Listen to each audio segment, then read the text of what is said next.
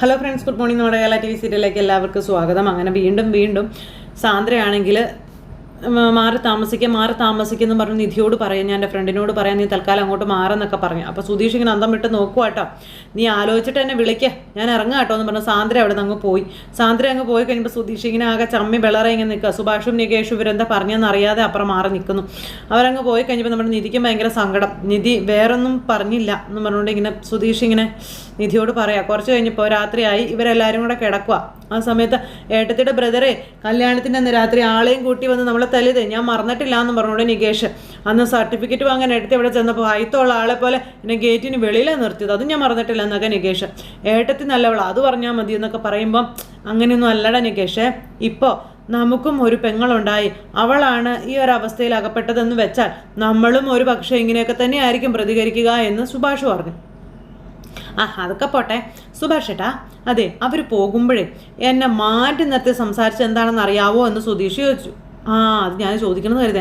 എന്താ അവർ സംസാരിച്ചതെന്ന് ചോദിക്കുമ്പം അത് പിന്നെ സംസാരിച്ചത് മുഴുവനും നിധിയെപ്പറ്റി തന്നെയാണെന്നും പിന്നെ നിധി എത്ര നല്ല നിലയിൽ കഴിഞ്ഞിരുന്നതാണെന്ന് നിനക്കറിയില്ലേ, ഇങ്ങനൊരു അവസ്ഥയിൽ വന്ന് ജീവിക്കേണ്ട ആവശ്യം അവൾക്ക് എന്താണെന്ന് എന്നോട് തിരക്കിയപ്പോൾ ഞാൻ ആകെ വല്ലാണ്ടായിപ്പോയെന്ന് സുധീഷ് പറയാം. അവർ വീട്ടിനുള്ളിൽ വന്നിരിക്കുന്നത് വരെ എല്ലാം ഒരുമാതിരി ഓക്കെ ആയിരുന്നു, ബാത്റൂമിലേക്ക് പോയത് ആകെ പ്രശ്നമായിരുന്നൊക്കെ പറയുമ്പോൾ അച്ഛൻ പോയിട്ട് ഉണ്ടെന്നുള്ളത് ആരും ശ്രദ്ധിച്ചില്ല, അതാ നമുക്കൊക്കെ പറ്റിയതെന്നൊക്കെ പറഞ്ഞുകൊണ്ട് നികേഷ് എന്ന് പറഞ്ഞ് സുഭാഷ് ഇങ്ങനെ ഇരിക്കാം. അത്ര പ്രശ്നമൊന്നും ഉണ്ടായിരുന്നില്ല ഏട്ടാ, ഞാൻ ക്ലീൻ ചെയ്യാൻ കയറിയതല്ലേ, മണവും വൃത്തികേടൊന്നും ഉണ്ടായിരുന്നില്ലെന്നേ. എടാ എന്നാലും വരുമെന്ന് അറിഞ്ഞപ്പോൾ നിനക്കൊന്ന് ക്ലീൻ ചെയ്യായിരുന്നില്ലേ എന്ന് ചോദിച്ചു. ബാക്കിയെല്ലാം ചെയ്തു ഏട്ടാ, അതുമാത്രം മറന്നുപോയെന്ന് പറയാണ് നികേഷ്. സുധീഷ് ഏട്ടനോട് അവർ ചോദിച്ചതിൽ തെറ്റൊന്നുമില്ല, ഏട്ടത്തി കഴിഞ്ഞത് വെച്ച് നോക്കുമ്പോൾ ഈ വീട് തൊഴുത്തിനേക്കാളും കഷ്ടമല്ലേ എന്ന് ഹരീഷ് പറഞ്ഞു. അപ്പം ഞാനും അതന്നെയാണ് ആലോചിച്ചതെന്ന് സുധീഷ് പറഞ്ഞു. ഈ സ്വന്തമായിട്ട് അറ്റാച്ച്ഡ് ബാത്റൂമുള്ളൊരു റൂമിൽ ഇത്ര കാലം കഴിഞ്ഞിട്ട് ഇവിടെ ഈ മുറിയും പബ്ലിക് ടോയ്ലറ്റ് പോലുള്ള ബാത്റൂമൊക്കെ അഡ്ജസ്റ്റ് ചെയ്യുന്നത് കാണുമ്പോഴേ അവർക്ക് വിഷമം ഉണ്ടാകില്ലേ, സ്വാഭാവികമുള്ള കാര്യമല്ലേ എന്നൊക്കെ പറഞ്ഞു.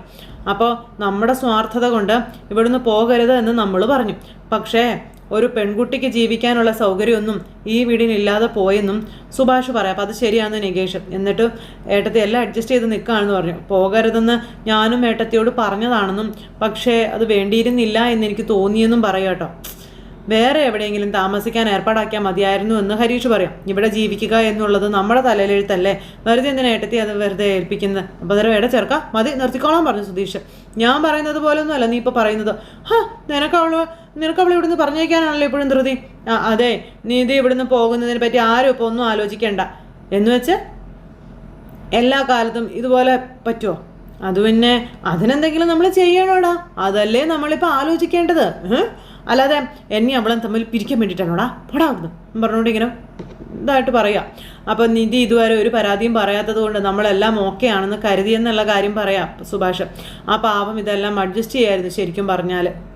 അതെ എന്നും പറഞ്ഞുകൊണ്ട് ഇവരിങ്ങനെ പറഞ്ഞുകൊണ്ട് നിൽക്കുന്ന സമയത്ത് ശരിയാണെന്നുള്ള സങ്കടത്തിൽ ഇങ്ങനെ നിൽക്കുകയാണ്. ഇത് കഴിഞ്ഞതിന് ശേഷം പിന്നെ സുധീഷ് സാന്ദ്ര പറഞ്ഞതിനെ പറ്റിയുള്ള ആലോചനയുമായിട്ട് ഇങ്ങനെ അവിടെ തന്നെ കിടക്കുക. നേരം വെളുത്തു, രാവിലെയായി, എല്ലാവരും പല്ലുതേപ്പായി, തുണി കഴുകലായി, മുറ്റമടിക്കലായി, ഓരോ ജോലികൾ ചെയ്യുന്നു. അപ്പോഴത്തേക്കും സുധീഷ് എഴുന്നേറ്റ് വന്നു. അപ്പം നികേഷൊക്കെ പല്ല് തേക്കുന്നത് കണ്ടപ്പം പല്ലേക്കാണോ? അല്ല, ഞാൻ കുളിക്കാമെന്ന് പറഞ്ഞു സുധീഷിനോട് നികേഷ്. സുഭാഷ് ഏട്ടൻ്റെ കഞ്ഞു കുടിക്കുന്നു, ഹരീഷ് ഏട്ടൻ്റെ വ്യായാമം ചെയ്യുന്നു, എന്താ എന്നൊക്കെ ചോദിച്ചുകൊണ്ട് നമ്മുടെ നികേഷ് കളിയാക്കുമ്പോൾ അവരൊന്ന് ചിരിക്കുക. അപ്പോഴേക്കും നമ്മുടെ സുഭാഷിൻ്റെ അടുത്തേക്ക് സുധീഷ് വന്നു. ഇത് എന്നതായത്? ഇതൊരു ബ്രഷ് വെക്കാനുള്ളൊരു സ്റ്റാൻഡ് പോലും, എൻ്റെ പൊന്നെ. അപ്പോൾ ഒരു വേസ്റ്റ് ബോർഡ് കൊണ്ടുവന്ന് അതിനകത്താണ് നമ്മുടെ സുഭാഷ് അത് വെച്ചിരുന്നത്. അത് കണ്ടപ്പോൾ സുധീഷിന് ദേഷ്യം വന്നു. നീ എന്താടാ ഈ കാണിക്കുന്നത്? ഇനി അത് എടുക്കല്ലേ സുഭാഷ് ഏട്ടാന്ന് പറഞ്ഞു. എടാ ഇതേ കളയാൻ എളുപ്പമാണ്, ഈ ഓട്ടിട്ടിണ്ണോ എങ്ങനെ കഞ്ഞിത്തരം കാണില്ല കേട്ടോ. എടാ ഇത് കഞ്ഞിത്തരം അല്ല മോനെ, ബ്രഷ് തൽക്കാലം ഇതിൽ വെച്ചാൽ ഇരുന്നോളും, സ്റ്റാൻഡിന് വേണ്ടി പൈസ കളേൻ്റെ കയ്യിൽ ഇല്ലയെന്ന് പറയുമ്പം ഒരു 10 രൂപയ്ക്ക് ഇത് കിട്ടത്തില്ല എന്ന് ചോദിച്ചു. എന്നാൽ പിന്നെ ഇങ്ങേർക്ക് വരുമ്പോൾ വാങ്ങിച്ചുകൊണ്ട് വരത്തില്ലായിരുന്നു എന്ന് ഹരീഷ് ചോദിച്ചു. അന്നേരം ചേർക്കാം, നിന്നോട് ആരോടെ ഒന്നും സംസാരിച്ചില്ല കേട്ടോ ഒന്ന് സുധീഷ്. കേട്ടതിൻ്റെ ന്യായം ആർക്ക് വേണേലും പറയാമെന്ന് പറയും. മതി ഇനി അത് പിടിച്ച് തൂങ്ങണ്ടാന്ന് പറഞ്ഞുകൊണ്ട് നികേഷ്. അപ്പോൾ ഹരീഷ് കയറിപ്പോയി. അപ്പോൾ സുഭാഷേട്ടൻ അറിയാമോ, ഞാൻ ഇന്നലെ രാത്രി മുഴുവൻ ഉറങ്ങിയിട്ടില്ല എന്ന് പറഞ്ഞു. അപ്പോൾ ഹരീഷ് ഇറങ്ങി വന്നു. അത് ശരിയായിട്ടാ, നല്ല കൊതുകായിരുന്നു എന്ന് പറഞ്ഞു. എന്നിട്ട് മലർന്ന് കിടന്ന് ഭയങ്കരമായിട്ട് കൂർക്കം വലിച്ച് ഉറങ്ങുന്നത് കണ്ടായിരുന്നല്ലോ, കണ്ണടച്ച് കിടന്നാൽ ഉറങ്ങാണെന്നാണോ അർത്ഥമെന്ന് ചോദിച്ചു ഹരീഷെ. അപ്പോൾ ഉണർന്ന് കിടക്കുമ്പോൾ ആരെങ്കിലും കൂർക്കം വലിക്കണം മണ്ടാന്ന് ചോദിച്ചുകൊണ്ട് ഈ പേസ്റ്റ് ഞെക്കുമ്പോൾ പേസ്റ്റ് മൊത്തം നിലത്ത് പോയി. ഇതേ പോകുന്നടാ അത് പോകുന്നടാ എന്ന് പറഞ്ഞു സുഭാഷ്. നീ എന്തും നീ കാണിക്കുന്നതെന്നൊക്കെ ചോദിച്ചു സുധീഷിനെ വഴക്ക് പറയാം. അപ്പോൾ പേസ്റ്റ് എന്ന് പറയുന്നതിനകത്ത് എന്താ ഉള്ളത് സുഭാഷ് ഏട്ടാ, ഇതിനകത്തോ ഒന്നുമില്ലെന്നോ, അതിന് തന്നെ ഇങ്ങോട്ടെന്ന് പറഞ്ഞുകൊണ്ട് സുഭാഷ് അതിൽ നിന്ന് എടുത്ത് സുധീഷിന് കൊടുത്തു. കിട്ടി മതി എന്ന് പറഞ്ഞുകൊണ്ട് സുധീഷ് ഇങ്ങനെ നിൽക്കുക. എടാ നീ അത് എടുത്തു വെക്കാൻ പറഞ്ഞു. എന്നിട്ട് ആ ഒരു ചെറിയ പേസ്റ്റിൻ്റെ ട്യൂബ് നികേഷിൻ്റെ കൈ കൊടുത്തു. ഇനി ഇതിൻ്റെ അവസാന തുള്ളി വരെ പിഴിഞ്ഞെടുത്തിട്ടേ അടുത്ത് മേടിക്കുള്ളൂ. അപ്പോൾ നിൻ്റെ ഇത് മേടിക്കും കേട്ടോ എന്നും പറഞ്ഞുകൊണ്ട് സുഭാഷ് അങ്ങ് പോയി. അല്ല ഞാൻ ഉറങ്ങാത്തതിൻ്റെ കാരണം പറഞ്ഞില്ല എന്ന് സുധീഷ്. അത് ശരിയാ, യഥാർത്ഥ കഥ തുടങ്ങാൻ പോകുന്നല്ലോ, എന്നാൽ നിങ്ങൾ കേൾക്ക്, ഞാൻ പോവാണേ എന്ന് പറഞ്ഞുകൊണ്ട് ഹരീഷ് പോകുമ്പോൾ നിൽക്കാൻ പറഞ്ഞു സുധീഷ്. നീ കൂടി കേൾക്കേണ്ട കാര്യമാണെന്ന് പറഞ്ഞു. എന്ത് കാര്യം? അത് നമുക്കേ ഒരു ബാത്റൂം കൂടി പണിതാലോ എന്ന് സുധീഷ് ചോദിക്കാം. ബാത്റൂം പണിയാനോ? ഇനിയോ? ഇവിടെയോ? അതെ, ഇന്നലെ അവളുടെ ഏട്ടത്തിൽ വന്നപ്പോൾ ഉണ്ടായ സംഭവം സുഭാഷേണ്ണ അറിയില്ലേ, അതിന് ഉണ്ടാകരുത് എന്ന് സുധീഷ് പറയുവാണ്. അതിന് അവരിനി വരാൻ പോകുന്നുണ്ടോ എന്ന് ചോദിച്ചു. എന്താ സുഭാഷ് ഏട്ടാ ഇങ്ങനെ പറയുന്നത്? വന്നില്ലെങ്കിലും നിധി വൃത്തികെട്ട ബാത്റൂം അതിനെ ഉപയോഗിക്കണമെന്നാണോ എന്ന് ചോദിച്ചു. ടൈലൊക്കെ ഇട്ട് ഒരു യൂറോപ്യൻ ക്ലോസറ്റൊക്കെ വെച്ച് ഒരു ക്ലീൻ ബാത്റൂം അവൾക്ക് വേണ്ടി മാത്രം ഉണ്ടാക്കി കൊടുത്താലോ? അല്ല, അവരുടെ ഹൈജീനും നമ്മൾ ശ്രദ്ധിക്കണമല്ലോ. കാശ് എത്ര ചിലവായാലും വേണ്ടില്ല, ഞാൻ നോക്കിക്കോളാമെന്ന് പറഞ്ഞു സുധീഷ്. ആര്? സുധീഷ് ഏട്ടനാ? ബെസ്റ്റ് ആയിട്ടുണ്ട്. ഹരീഷ് എന്നീ ചുമ്മാ അഭിപ്രായം പറയാൻ നിൽക്കരുത് കേട്ടോ ചേട്ടാ. അവൾക്ക് വേണ്ടി എക്സ്ക്ലൂസീവായിട്ടൊരു വാഷ്റൂം അത് വേണം. പിന്നെ വേറെ ഒരാളും അത് യൂസ് ചെയ്യാനും പാടില്ല എന്ന് നമ്മുടെ സുധീഷ് പറഞ്ഞു. അതൊക്കെ പിന്നെ ശരിയാവൂടാ സുഭാഷ് ഏട്ടൻ, ഒന്നും ആലോചിക്കാനില്ല. കല്ലും സിമെൻറ്റും മണലും ഒക്കെ ഞാൻ ഇറക്കിത്തരാം, ഏട്ടാ ഒന്ന് പണം തന്നാൽ മതി. അതല്ലടാ വലിയച്ഛൻ ഇതിനകത്തൊന്ന് പെയിൻറ് ചെയ്യാൻ പോലും സമ്മതിക്കുന്നില്ല. അപ്പോൾ പിന്നെ അത് ബാത്റൂം പണിയാന്നൊക്കെ വെച്ചാൽ അവരോട് പോയി പണി നോക്കാൻ പറ സുഭാഷ് ഏട്ടാ. എത്ര കാലം എന്ന് വെച്ചിട്ടാണ് നമ്മൾ അവരെയും ഭയന്ന് ഇവിടെ ജീവിക്കാന്നൊക്കെ ചോദിക്കുമ്പം അത് ശരിയാ സുഭാഷ് ഏട്ടാ. സുധീഷ് ഏട്ടൻ്റെ ഭാഗത്ത് നിന്ന് ആദ്യമായിട്ട് കൊള്ളാവുന്ന ഒരു നിർദ്ദേശം വെക്കുന്നതെന്ന് ഹരീഷ് പറഞ്ഞു. അപ്പോൾ സുധീഷിന് ഭയങ്കര സന്തോഷം. നമുക്കേ നല്ലൊരു ബാത്റൂം പണിയാം, എന്താണെന്ന് ചോദിച്ചു. അപ്പോൾ അതാണെന്നൊക്കെ പറഞ്ഞുകൊണ്ട് ഇങ്ങനെ പറഞ്ഞുകൊണ്ട് നിൽക്കുന്നു. അപ്പോൾ കറക്റ്റ് അല്ലേ? അങ്ങനെയാണെങ്കിലേ ഞാനൊരു സജഷൻ പറയട്ടെ എന്ന് ചോദിച്ചു. പറ.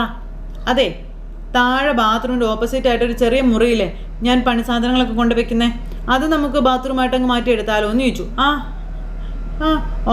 ഓക്കെ, ഉള്ളിൽ ടൈലും ക്ലോസറ്റൊക്കെ വെച്ച് നമുക്കത് ബാത്റൂമാക്കി മാറ്റാം. വാട്ടർ കണക്ഷൻ എടുക്കാനും അതാ സൗകര്യം എന്ന് പറയുമ്പോൾ അത് മതി ധാരാളം മതി എന്ന് നമ്മുടെ സുഭാഷിനോട് സുധീഷ് പറഞ്ഞു. എന്നാൽ ഞാനിപ്പോൾ വരാവേ എന്ന് പറഞ്ഞു നികേഷ് ഓടി അകത്തേക്ക് ചെല്ലുന്നു. എന്നിട്ട് പെട്ടിക്കകത്ത് കുറച്ച് പൈസ ഇരിപ്പുണ്ടായിരുന്നു. അപ്പോൾ അതെടുത്തുകൊണ്ട് വരാൻ നികേഷ് പോയത്. എന്നിട്ട് ഇവരുടെ കയ്യിൽ കൊടുത്തു. എനിക്ക് പണിയില്ലാത്ത ദിവസം നോക്കി തുടങ്ങാമെന്ന് പറഞ്ഞു കുറച്ച് പൈസ കൊണ്ടുവന്ന് കൊടുത്തു കഴിഞ്ഞപ്പോൾ ബാത്റൂം പണിയാൻ എൻ്റെ സംഭാവനയാണെന്ന് നികേഷ് പറഞ്ഞു. നിനക്ക് ഇത്രയും കാശ് വിടുന്ന? അപ്പോൾ പോക്കറ്റിൽ കൂട്ടി വെച്ചിരുന്ന ഏട്ടാന്ന് പറഞ്ഞു. അപ്പോൾ അത് എടുത്തോളാൻ പറഞ്ഞു. അപ്പോൾ അതൊന്നും എനിക്ക് വേണ്ടാന്ന് പറഞ്ഞു. നീ കൂട്ടി വെച്ചല്ലോ, അത് എടുക്കണ്ടാന്ന് പറഞ്ഞു. അത് സാരമില്ല, ഏട്ടത്തിക്ക് വേണ്ടിയിട്ടല്ലേ, എടുത്തോളം പറഞ്ഞു. എടാ നീയാണ് ചക്കര സ്നേഹമുള്ള അനിയെന്ന് പറഞ്ഞു നികേഷിന് ഉമ്മ വെച്ച് കൊടുക്കുക സുധീഷ്. കുറേ നേരം ആയല്ലോ, എന്താ ഒരു ആലോചന എന്ന് പറഞ്ഞുകൊണ്ട് നിധി അങ്ങോട്ടേക്ക് വന്നു. അന്നേരം ഒന്നുമില്ല എന്നും പറഞ്ഞു സുഭാഷ്. അപ്പോൾ പറഞ്ഞതുപോലെ കാര്യങ്ങൾ നടക്കട്ടെ, ഞാൻ പോട്ടെ എന്ന് പറഞ്ഞുകൊണ്ട് നമ്മുടെ ഹരീഷ് അവിടെ നിന്ന് അങ്ങ് പോകുന്നു. ഹരീഷ് അവിടെ നിന്ന് പോയി കഴിഞ്ഞപ്പോഴേക്കും എന്താ സുഭാഷ് ഏട്ടാ പ്രശ്നം എന്ന് നിധി ചോദിച്ചു. പ്രശ്നമൊന്നുമില്ല മോളെ, ഞങ്ങൾ ഇവിടെ വരുത്തേണ്ട ചില മാറ്റങ്ങളെ പറ്റി പറയായിരുന്നു എന്ന് പറഞ്ഞു. അപ്പോൾ എന്ത് മാറ്റങ്ങൾ വരുത്താനാണെന്ന് നിധി ചോദിച്ചു. അത് പിന്നെ കാര്യമായിട്ട് മാറ്റമൊന്നുമില്ല, ഞങ്ങൾക്ക് വേണ്ടിയിട്ടേ ഏട്ടത്തിക്ക് ഒരു ബാത്റൂം പണിയാൻ പറഞ്ഞുകൊണ്ടിരിക്കുകയായിരുന്നു എന്ന് പറയുമ്പോഴത്തേക്കും നിധി ഇങ്ങനെ നോക്കി. സുഭാഷ് ഏട്ടാന്ന് പറഞ്ഞുകൊണ്ട് ദേ നമ്മുടെ ഹരീഷ് അകത്തുനിന്ന് വിളിച്ചു. അപ്പോൾ സുഭാഷ് അവിടെ നിന്ന് അങ്ങ് പോയി. അപ്പോൾ നികേഷിൻ്റെ കയ്യിൽ ആ പൈസയും തിരിച്ചു വെച്ച് കൊടുത്തിട്ടാണ് സുഭാഷ് പോകുന്നത്. അപ്പോൾ അവർ രണ്ടുപേരും കൂടെ അകത്തേക്ക് കയറിപ്പോയി. ആ സമയത്ത് നമ്മുടെ സുധീഷ് നിധിയുടെ അടുത്തേക്ക് വരും കേട്ടോ. അപ്പോൾ എന്താ സുധീഷ് ഇതെന്ന് ചോദിച്ചു കേട്ടോ നിധി. അന്നേരം സുധീഷ് എടോ അത് പിന്നെ ഇനിയിപ്പോൾ അതിൻ്റെ ഒരു പ്രശ്നം വേണ്ടാന്ന് പറഞ്ഞു. ഇന്നലെ ഏട്ടത്തി വന്നതുകൊണ്ടാണെന്ന് ചോദിക്കുമ്പം അതുകൊണ്ട് മാത്രമൊന്നുമല്ല, ഞങ്ങളെല്ലാവരും നിധിയോട് ഇവിടെ താമസിക്കാൻ ആവശ്യപ്പെട്ടു. പക്ഷെ അതിന് വേണ്ടുന്ന മിനിമം സൗകര്യങ്ങളെക്കുറിച്ച് പോലും ആലോചിച്ചില്ല, സോറി ഒക്കെ പറയാം. അപ്പോൾ എനിക്കതിൽ പ്രശ്നമൊന്നുമില്ല എന്ന് പറയുമ്പം അത് ഞങ്ങൾക്കറിയാം, എന്നാലും ഞങ്ങൾ നോക്കേണ്ട ചില കാര്യങ്ങളൊക്കെ ഉണ്ടല്ലോ, അത് നോക്കാതിരുന്നാൽ ശരിയാവത്തില്ല, അതുകൊണ്ടാണ് ഇപ്പം പോട്ടെ എന്ന് പറഞ്ഞുകൊണ്ട് സുധീഷ് അവിടെ നിന്ന് പോയി. നിധി ഇങ്ങനെ നിൽക്കാം. അത് കഴിഞ്ഞതിന് ശേഷം പിന്നെ നമ്മുടെ ഹരീഷ് വർക്ക്ഷോപ്പിൽ ചെന്നു. അപ്പോൾ അവിടെ നല്ല തിരക്കും കാര്യങ്ങളും. അപ്പോൾ ഷാജിക്കയുടെ വണ്ടി കൊടുത്തു എന്നൊക്കെ ചോദിച്ച് ഹരീഷ് വന്ന് ഡ്രസ്സൊക്കെ മാറിയിട്ട് അങ്ങ് വന്നു. അപ്പോൾ എല്ലാ ജോലികളും ഇങ്ങനെ സ്പീഡിൽ നടത്തിക്കൊണ്ടിരിക്കുക. അത് കഴിഞ്ഞ് പിന്നെ പുതുതായിട്ട് വന്ന വണ്ടി പണിയാൻ കൊണ്ടുവന്ന വണ്ടികളെ പറ്റിയൊക്കെ ഹരീഷിനോട് അവിടെ ചന്തു ഒക്കെ പറയുവാണ്. അപ്പോൾ ഹരീഷ് എഴുന്നേറ്റിട്ട് ഇങ്ങനെ നോക്കിക്കൊണ്ട് ഇങ്ങനെ നിൽക്കുക. ഹരീഷ് ഏട്ടാ ദേ ഹരീഷൻ ഇങ്ങനെ നോക്കി നിന്നിട്ട് കാര്യമൊന്നുമില്ല, പണി ചെയ്ത്. എടാ ഞാൻ നോക്കിക്കുന്ന വേറെ ഒന്നുമല്ല, നീ ഇതും ഇങ്ങോട്ട് അങ്ങനെ വന്നായിരുന്നോ എന്ന് ചോദിച്ചു. അവൾക്ക് ഇങ്ങോട്ട് വരണമെന്ന് ആഗ്രഹം ഉണ്ടെങ്കിൽ പോലും അവൾ ഇനി വരത്തില്ല കേട്ടോ. ആന കൊടുത്താലും കിളിയെ ആശ കൊടുക്കാവോ എന്നൊക്കെ ചോദിച്ചുകൊണ്ട് ചന്തു വരുന്ന പാട്ട് പാടുവാണ്. ഇത്രയും കാലം ഹരീഷ് ഏട്ടനെ തപ്പി നീതു വന്നു. അന്നേരം ഹരീഷ് ഏട്ടൻ അവളെ കണ്ട മൈൻഡ് പോലും ചെയ്തിട്ടില്ല, തിരിഞ്ഞു പോലും നോക്കിയിട്ടില്ല. ഇപ്പം ദേ അവൾ വന്നു എന്ന് പറഞ്ഞ് ചോദിച്ചുകൊണ്ട് നടക്കുക. എന്തായതൊരവസ്ഥ.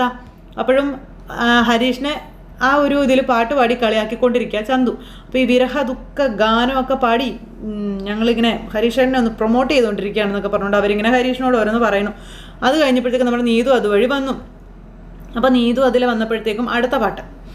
അപ്പോൾ നീതു ഇങ്ങനെ പതുക്കെ നോക്കിക്കൊണ്ട് വരും. അപ്പോൾ ഹരീഷ് നീതു വരുന്നത് കണ്ടു. വേഗം ഇങ്ങനെ ഹരീഷ് നീതുവിനെ തന്നെ നോക്കും. അപ്പോൾ നീതു മൈൻഡ് പോലും ചെയ്യുന്നില്ല. അപ്പുറം സൈഡിൽ കൂടെ പോകണം. കയ്യിലൊരു ഫോണും വെച്ചിട്ടുണ്ട്. ഹരീഷിന് ഭയങ്കര സങ്കടം. ഈ സമയത്ത് ആ പാട്ട് കേട്ട് നമ്മുടെ നീതു തിരിഞ്ഞിങ്ങനെ നോക്കിയേ. അപ്പോൾ ഹരീഷ് അവിടെ ഇരുന്ന് പണിയുന്നുണ്ട്, ഇടയ്ക്ക് നോക്കുന്നുണ്ട്. അപ്പോൾ ഇത് കണ്ടപ്പോൾ നീതുവിന് ചിരി വന്നു. ഹരീഷ് ആണെങ്കിൽ ആകെ സങ്കടപ്പെട്ട് ഇങ്ങനെ നിരാശകാമകനായിട്ടിരിക്കും. അപ്പം നീതു പതുക്കെ അപ്പുറം സൈഡിൽ നിന്ന് ഇപ്പുറം സൈഡിലേക്ക് അങ്ങ് ചെന്നു. അപ്പോഴേക്കും അടുത്ത പാട്ട് ചന്തു. അപ്പോൾ പാട്ട് ഇങ്ങനെ സാഹചര്യത്തിനനുസരിച്ച് പാടിക്കൊണ്ടിരിക്കാം. അപ്പോൾ ഈ പാട്ട് ഇങ്ങനെ കൂടിക്കഴിഞ്ഞപ്പോൾ കേടാ എന്ന് പറഞ്ഞുകൊണ്ട് ഹരീഷ് ഒരു വിളി തിരിഞ്ഞു നോക്കുമ്പോൾ നീതു വന്നത് വർക്ക്ഷോപ്പിൻ്റെ അവിടെ നിൽക്കുന്നു. അത് കണ്ടപ്പോൾ ഹരീഷിന് ഭയങ്കര സന്തോഷം.